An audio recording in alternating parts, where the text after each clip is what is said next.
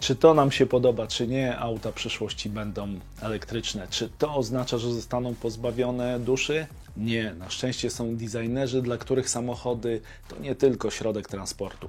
To dzieła sztuki, z którymi obcowanie potrafi dostarczyć sporo przyjemności. Dziś pokażę Wam 5 takich modeli samochodów, które zostały opracowane przez japońskich producentów i pokazane na zakończonym niedawno salonie samochodowym w Tokio 2023.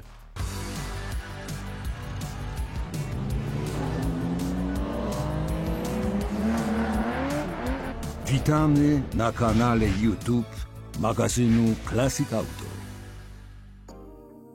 Nazywam się Rafał Sękalski i od 28 lat piszę i mówię o samochodach. Wcześniej w Autoświecie i Top Gear, a teraz w Classic Auto. Motoryzacja nie znosi próżni i czy to nam się podoba, czy nie, to nadal nowe samochody będą decydować o tym, jak będzie wyglądać rynek. Na szczęście dzięki designerom, dla których pewne modele są dziełami sztuki, możemy być pewni, że także w tych nowych znajdziemy geny największych samochodowych ikon. Dziś chciałem Wam pokazać kilka takich przykładów nowych aut, które wprost odwołują się do swoich genialnych poprzedników.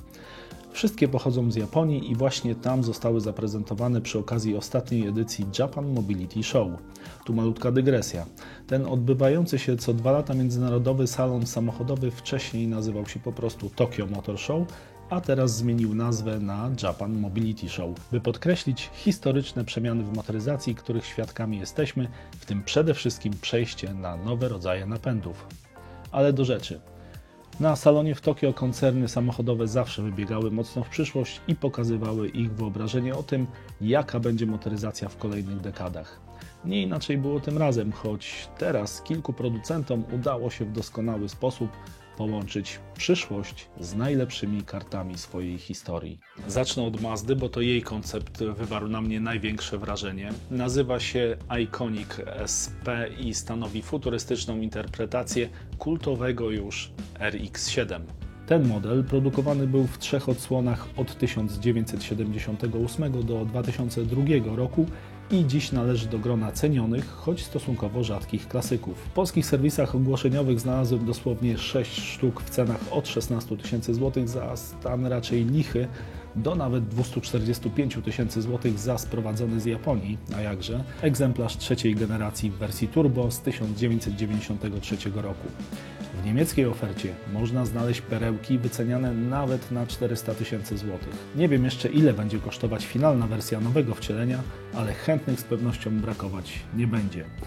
Iconic SP za sprawą długiej maski, szerokich nadkoli i zgrabnego tyłka wyróżnia się urodą nie tylko wśród japońskich aut. Poza oszałamiającym stylem z poprzednikiem, koncept łączy jeszcze jeden element. To silnik Wankla. Tyle, że w Iconicu SP jest on dwurotorowym generatorem energii dla napędzającego koła motoru elektrycznego. Auto dysponuje mocą 370 koni, a sam silnik Wankla może być karmiony paliwami syntetycznymi. Taki potencjał w połączeniu z masą sięgającą zaledwie 1450 kg stanowi obietnicę wyjątkowych doznań za kierownicą. Masahiro Moro, prezydent Mazda Motor Corporation, stwierdził podczas prezentacji modelu, że Mazda zawsze będzie dostarczać pojazdy, które przypominają ludziom, że samochody są czystą radością i nieodzowną częścią ich życia. I jak tu się z nim nie zgodzić? A pamiętacie małe dwumiejscowe coupé albo cabrio z silnikiem umieszczonym poprzecznie przed tylną osią i napędzającym tylne koła? Tak, to Toyota MR2, czyli Midship Runabout Two-Seater. 3 generacje tego modelu cieszyły fanów sportowej jazdy za rozsądne pieniądze na całym świecie. Auto produkowane było od 1984 do 2007 roku, a teraz można je jeszcze kupić w dość atrakcyjnych cenach. Ceny zaczynają się już od kilkunastu tysięcy złotych za egzemplarze 3. odsłony, czy nawet 60 000 złotych i więcej za starsze wersje. Toyota postanowiła przypomnieć o tym, jakby nie powiedzieć, przyjemnym maluchu, prezentując w Tokio elektryczny samochód sportowy o dziwnej nazwie FT SE. To oczywiście koncept, ale wystarczy rzut oka na profil, by natychmiast dojrzeć inspirację klasycznym MR2. Nowy model kipi pozytywnym entuzjazmem i jego projektanci obiecują, że pod względem prowadzenia, stabilności i osiągów jest to sportowiec z krwi i kości. Na dynamicznych ujęciach rzeczywiście wygląda imponująco. Szkoda, że Toyota nie pochwaliła się żadnymi jego parametrami. Wiadomo, że dostanie w pełni elektryczny napęd i nową generację akumulatorów opracowaną do spółki z Panasoniciem, który ma być lżejszy, mniejszy i wydajniejszy od obecnie stosowanych konstrukcji. Do tego zapewni zasięg nawet do 1000 km, a jego naładowanie do 80% ma trwać nie dłużej niż 20 minut. Zdecydowanie jeździłbym. Kolejny koncept, który odwołuje się do słynnych poprzedników, to Prelude. Honda nawet nie kombinowała z nazwą, dając jasno do zrozumienia, że oto mamy do czynienia z nową odsłoną auta, którego aż 5 generacji rozbudzało wyobraźnię klientów, począwszy od końca lat 70. ubiegłego wieku, aż do 2001 roku, kiedy to z taśm montażowych w fabryce Sayama w Japonii zjechał ostatni egzemplarz Preluda. Na Automoto znalazłem w ofercie 12 sztuk w różnym stanie, a rozpiętość cen kształtuje się od 8 do nawet 99 tysięcy złotych. Na Mobile.de wybór jest oczywiście większy, choć i tam ceny wydają się jeszcze dość atrakcyjne. Pokazany w Tokio koncept pod względem stylistycznym zachowuje koncepcję dwudrzwiowego eleganckiego coupé o dynamicznych proporcjach i z całego prezentowanego tu towarzystwa wydaje się już najbardziej zbliżony do wersji produkcyjnej. Podobnie jednak jak Toyota, także Honda nie pochwaliła się żadnymi szczegółami technicznymi, a jedyne co wiadomo to to, że dostanie elektryczny napęd. Subaru, następny koncern z bogatym dziedzictwem, postanowiło przypomnieć o modelu SVX, chyba jednym z najdziwniejszych w jego historii. Być może dlatego produkowany był tylko przez 5 lat. Faktem jest, że opracowana przez Giorgetto Giugiaro koncepcja dwudrzwiowego sedana coupé z wąskimi reflektorami i mocno przeszklonym dachem wywoływała skrajne opinie. W czasie całej historii SVX-a wyprodukowano tylko 25 tysięcy egzemplarzy, co sprawia, że znalezienie takiego z potencjałem kolekcjonerskim nie należy do łatwości. Auto miało silnik Boxer o mocy 230 koni mechanicznych i w znakomitej większości napęd na obydwie osie. Była też wersja przednionapędowa, ale tylko na rynku amerykańskim. Ceny obecnie w zależności od stanu wahają się od 4-5 do niespełna 20 tysięcy euro.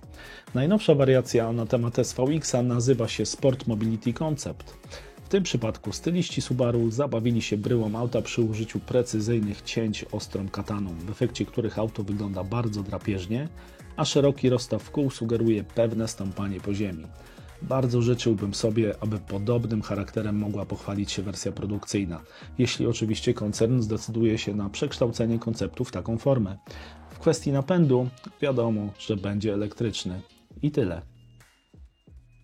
Na koniec zostawiłem sobie Nissana. W marce tej modele z oznaczeniem GTR od ponad 50 lat budzą najlepsze sportowe emocje. Także na rynku klasyków to cenione i poszukiwane auta.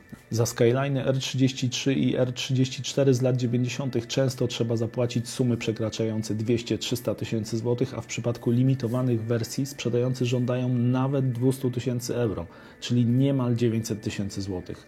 Ceny trzymają też modele, które trafiły na rynek już jako osobna linia R35 GTR w 2007 roku. I to właśnie do tej ostatniej nawiązuje koncept Hyperforce, który poza futurystycznym i agresywnym stylem japońskiego wojownika stanowi także prawdziwy popis inżynierów z działu Nismo, odpowiedzialnych m.in. za aerodynamikę i napęd. Jego nadwozie wykonane jest z włókien węglowych i materiałów kompozytowych, a serce stanowi w pełni elektryczny zespół napędowy zasilany akumulatorem ze stałym elektrolitem. Hyperforce dysponuje mocą 1000 kW, czyli 1360 koni mechanicznych, która trafia oczywiście na 4 koła i można sobie tylko wyobrazić, co oznacza taki potencjał. Auto oferuje też 2 tryby jazdy, wyścigowy R oraz bardziej komfortowy do jazdy na co dzień, GT, czyli Grand Touring, do tego technologie rzeczywistości rozszerzonej, funkcje autonomiczne i całe mnóstwo innych. Nieoficjalnie Nissan zdradza, że wersja produkcyjna nowego GTR-a trafi na rynek w 2028 roku. Chyba na wszystkie warto zaczekać. Wszystkie te auta zrobiły na mnie piorunujące wrażenie i przyznam, że chciałbym zobaczyć je na drogach. To, że będą elektryczne, wcale mnie nie przeraża, bo przyszłość motoryzacji będzie elektryczna, ale przy okazji może być też elektryzująca. Jeżeli chcesz prenumerować magazyn Classic Auto, zapraszamy na stronę www.classicautomag.pl/sklep. Link znajduje się w opisie tego odcinka.